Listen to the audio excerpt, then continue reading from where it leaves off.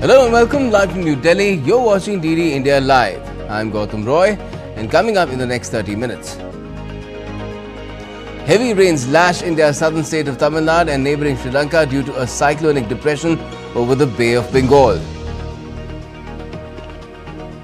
Bangladesh remains on edge after Indian religious figure's arrest. And Joe Biden is pushing for Gaza ceasefire after the Israel-Lebanon deal.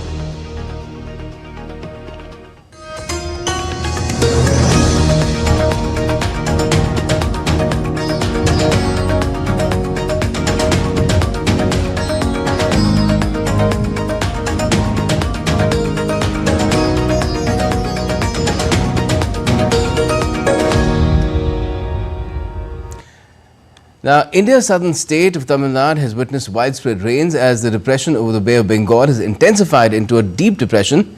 Projections by the Met Department have shown the deep depression may intensify into Cyclone Fingal. A red alert has been issued in the Nagapattinam, Mayiladuthurai and Thiruvarur districts.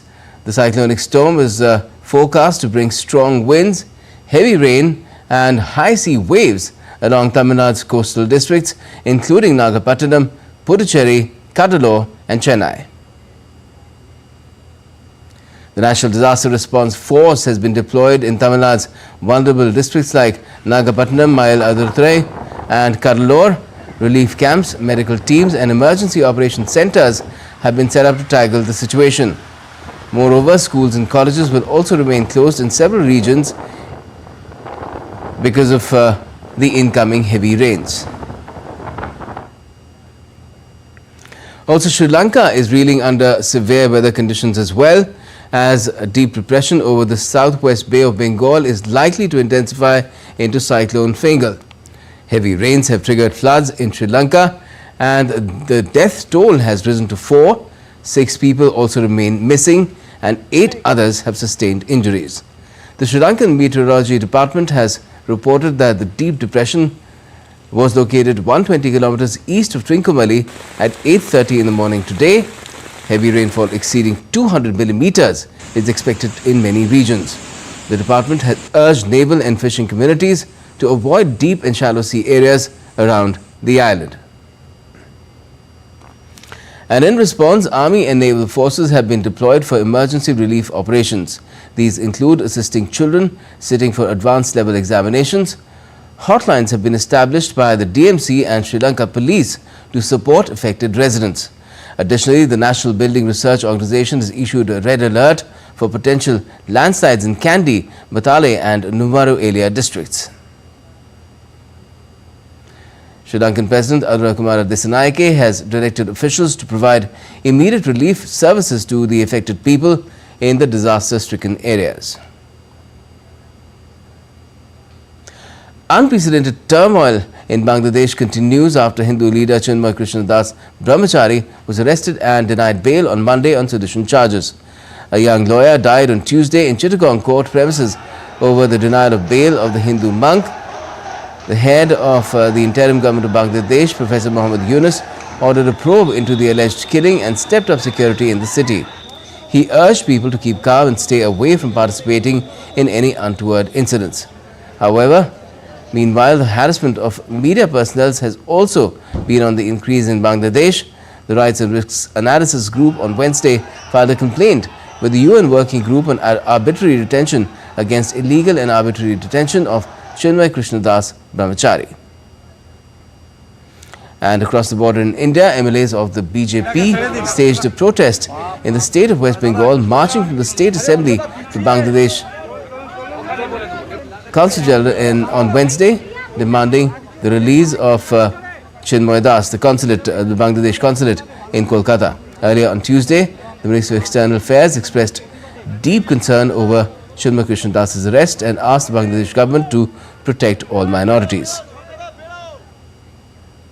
In Pakistan, the police have arrested nearly 1,000 protesters on Wednesday who marched on the capital demanding the release of jailed ex-Prime Minister Imran Khan after crowds were evicted from the city centre in a sweeping security crackdown around midnight. More than 10,000 protesters surged into the city over the weekend, defying a ban on public gathering and a lockdown to skirmish with 20,000 security forces enlisted to turn them back.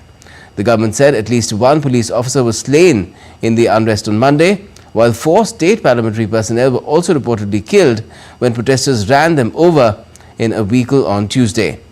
Khan has been jailed since August 2023, sidelined by dozens of legal cases he claims were concocted to prevent him from coming back in the elections this year, marred by rigging allegations. Since the February vote, his Pakistan Tehreek-e-Insaf party has defied a government crackdown with regular rallies, but Tuesday's gathering was by far the largest to grip the capital since the polls, and the crowds nearly got to the critical red zone, and they were inside the red zone for a while as well throughout the day.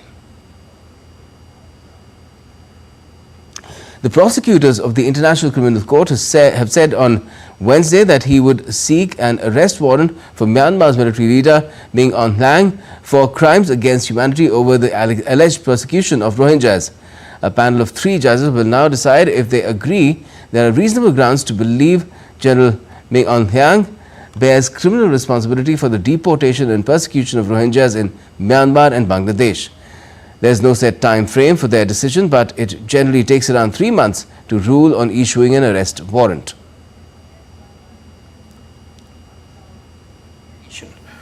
For an arrest warrant against a high-level Myanmar government official that my office is filing. More will follow. Today's application is the outcome of an independent and impartial investigation based upon a wide variety of evidence from numerous sources, such as witness testimonies, including from insider witnesses, and authenticated, credible photographic and video materials. India and Japan held the first round of the dialogue on economic security in Tokyo on Wednesday, co-chaired by Foreign Secretary Vikram Misri and Japan's Vice Minister Masataka Okano. The meeting focused on strengthening industrial and technological resilience, building secure supply chains, and fostering collaboration in research and key technologies. Both sides emphasized policy facilitation to enhance business, academic partnerships, and talent exchange. Both nations agreed to deliver concrete outcomes, reaffirming their commitment to the India-Japan Special Strategic and Global Partnership.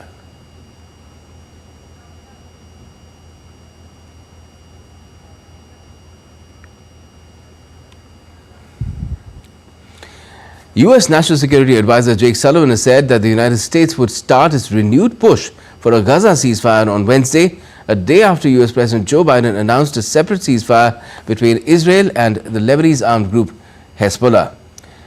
Joe Biden tweeted, and I quote, "Over the coming days, the United States will make another push with Turkey, Egypt, Qatar, Israel and others to achieve a ceasefire in Gaza with the hostages released and an end to the war without Hamas in power."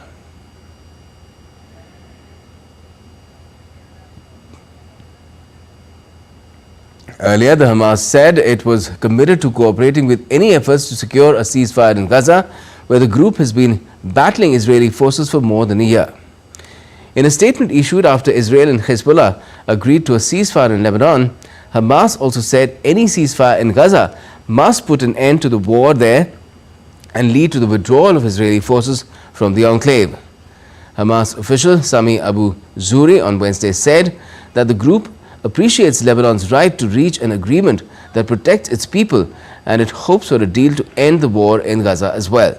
It added that an agreement must end the war, pull Israeli forces out of Gaza, return displaced Gazans to their homes, and achieve a hostages for prisoners swap deal.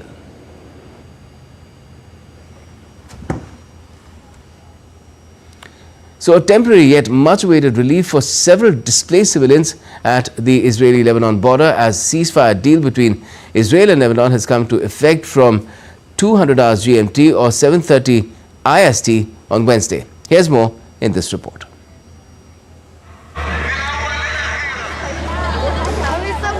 It is a breather for these civilians as ceasefire comes into effect. These are the visuals of traffic on the road near Sidon. The displaced people are returning to southern Lebanon.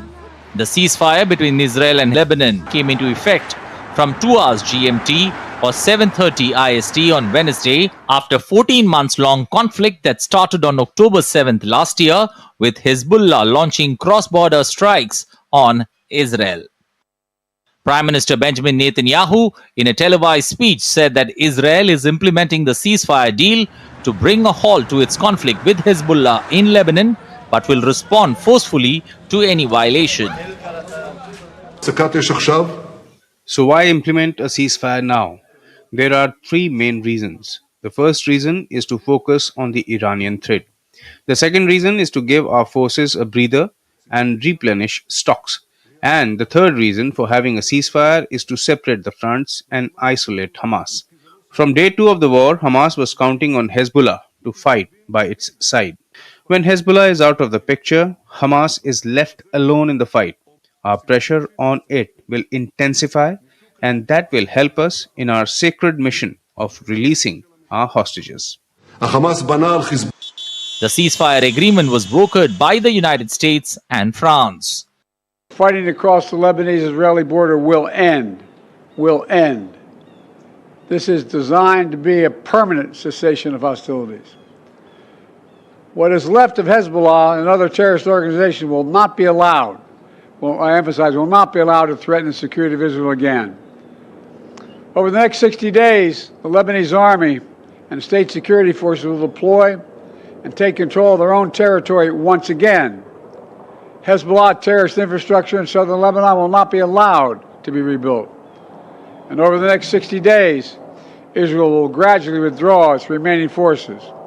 And civilians on both sides will soon be able to safely return to their communities. Je tenais à saluer l'accord de cessez-le-feu agréé. This ceasefire needs to be respected in the long term. In order to restore the Lebanese people's security, the Israeli people's security, permit the safe return of displaced people from these two countries to their homes, and therefore allow the restoration of the sovereignty of the Lebanon. This agreement should also open the path for a ceasefire too, long awaited with regard to the incomparable suffering of the population in Gaza. The Israeli army, warned soon after the ceasefire began, said that residents of South Lebanon should not approach Israel Defense Forces positions and villages its forces had ordered to be evacuated. As part of the truce, Lebanon forces will begin their deployment towards the south over a 60-day period, during which Israel will have a phased withdrawal from Lebanese territory. The deal also requires Hezbollah to retreat from the southern border. Leaders from across the globe are welcoming the deal. India has welcomed the ceasefire between Israel and Lebanon that has been announced. The statement says, "We welcome the ceasefire between Israel and Lebanon that has been announced. We have always called for de-escalation, restraint, and return to the path of dialogue and diplomacy. We hope these developments will lead to peace and stability in the wider region."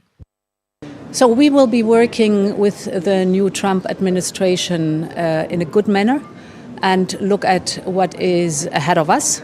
I have some experience to working with President Trump from his former mandate, so there's something to build on.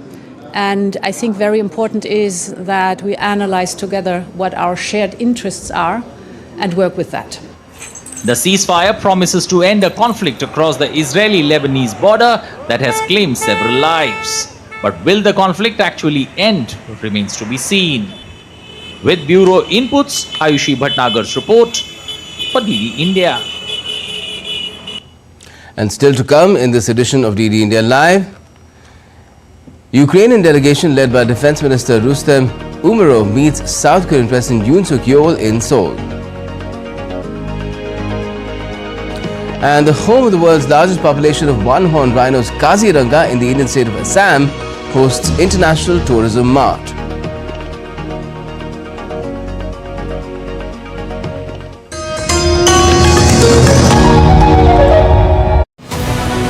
This week on Defense Dynamic, we delve into Russia-Ukraine war and the game-changing missile systems shaping this conflict. These include Storm Shadow, ATACMS, Oceanic and the Avangard.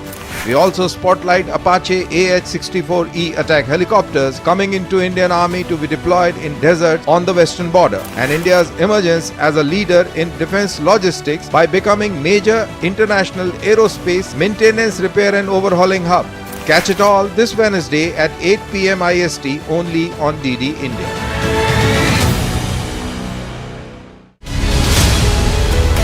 Lights, camera, iffy. The stage is all set. Straight from the scenic Goa, we get you all the latest and live action from the 55th edition of International Film Festival of India, only on DD India.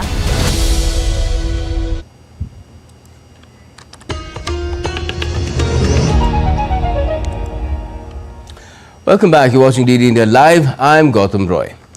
Now, more names have been announced for Donald Trump's team. The US President-elect chose Stanford academic and US COVID policy critic Jay Bhattacharya on Tuesday to run the National Institutes of Health, the country's top public funder of medical research, with a budget of about $47.3 billion US.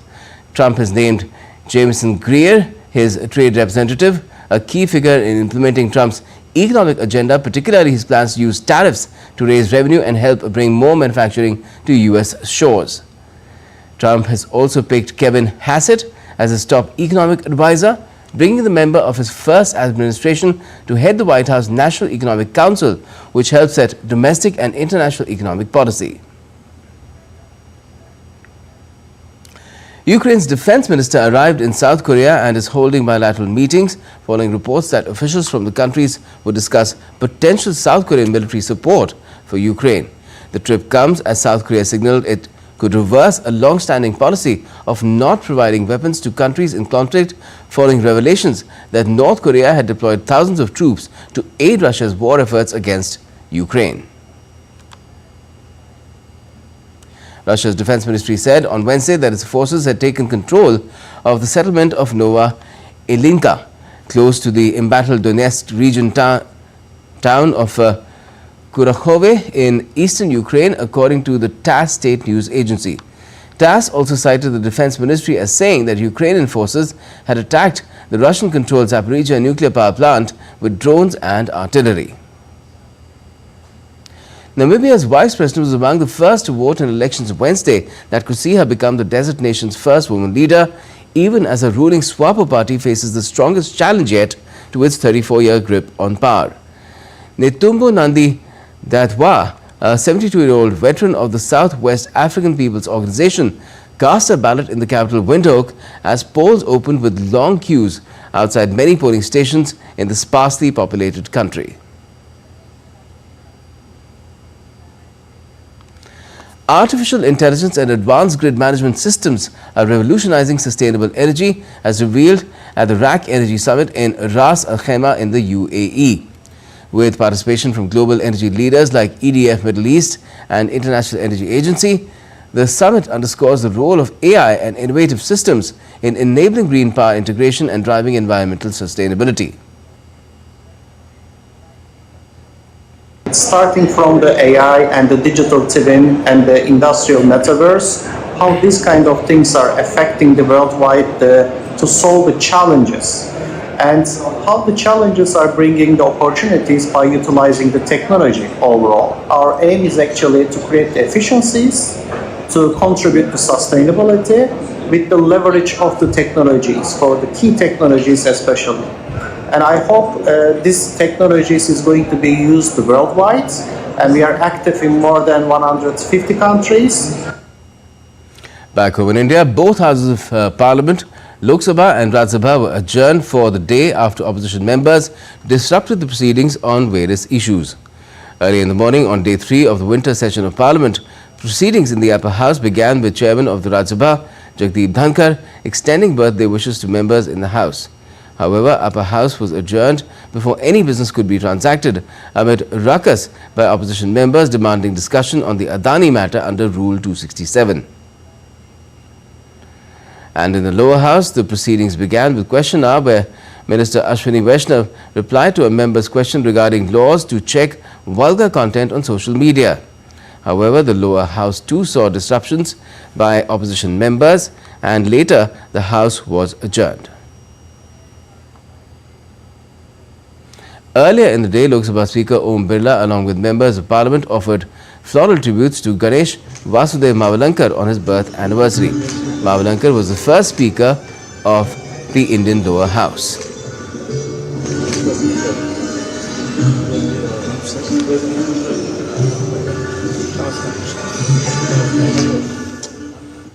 Let's now take a look at some other stories making the news today. Himachal Pradesh Legislative Assembly's winter session will be held from the 18th to the 21st of next month. A total of 4 meetings are scheduled during this period in Dharamshala's Tapovan, as informed by Assembly Speaker Kuldeep Singh. The Government of India launched a national campaign, Bal Vivah Mukt Bharat, along with Child Marriage Free Bharat portal in Delhi on Wednesday. The campaign aims to make India a child marriage free nation. Under the Civic Action Programme, the 137th Battalion Central Reserve Police Force, that's CRPF, conducted a free medical camp in Jammu and Kashmir's Udhampur district on Tuesday. Along with medical drive, CRPF also organized an awareness program regarding menstrual hygiene.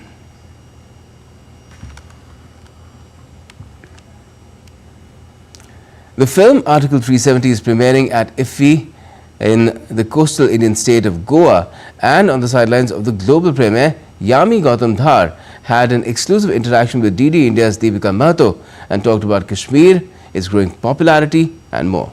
Take a look.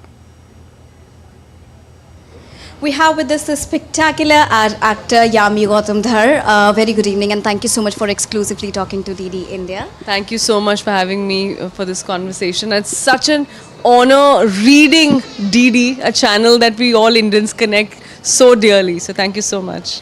Now, we are seeing Kashmir celebrating its Constitution Day today after almost 7 decades, rather more than 7 decades. You leading the pack with Article 370 through this very strong audiovisual medium, which is cinema. I look at it with a lot of humility, with a lot of gratitude for our audience in my heart.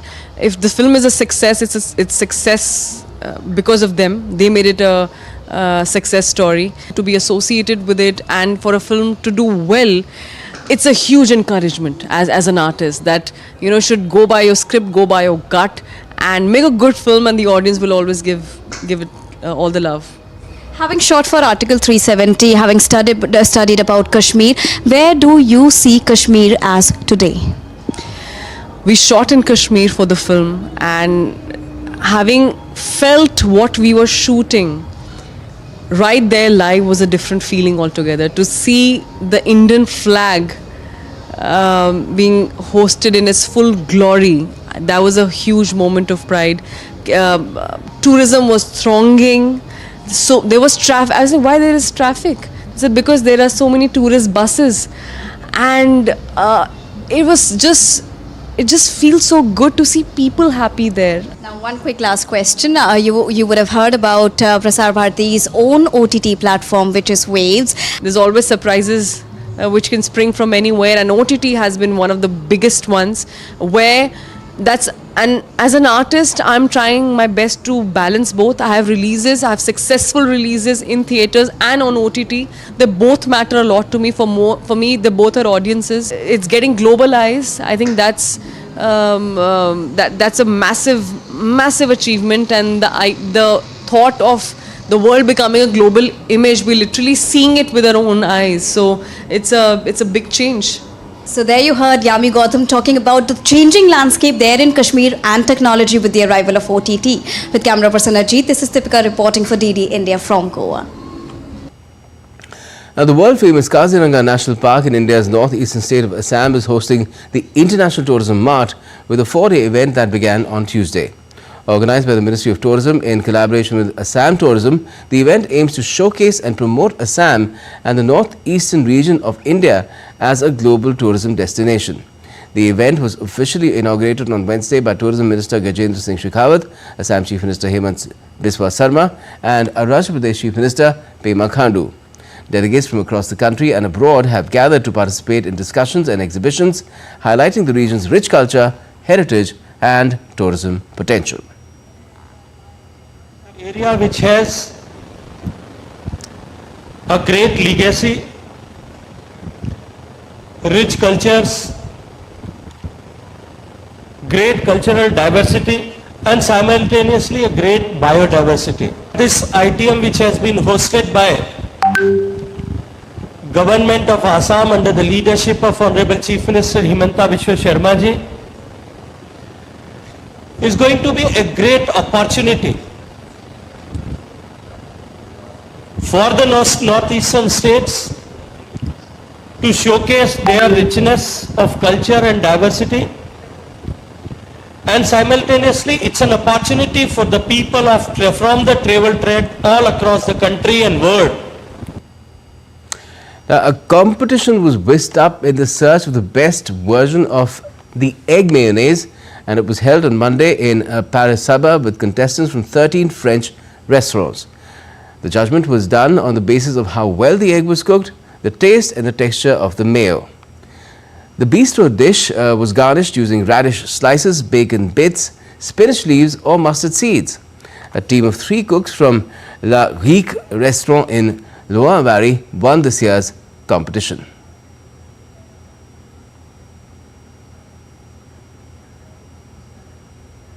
Well, that did look excellent. Now, India's public broadcaster Prasar Bharati has recently launched Waves, entering the field of OTT platforms. Waves provides a complete infotainment ecosystem to digital media and OTT audiences. If you also want to get great content for free, then you can download Waves today. It's available on Android and iOS. And that's all we have for the moment in this edition of DD India Live. You can get all your updates on the DD India app as well, both international as well as national. You can download it from Android and iOS. And for all the latest updates, keep watching DD India.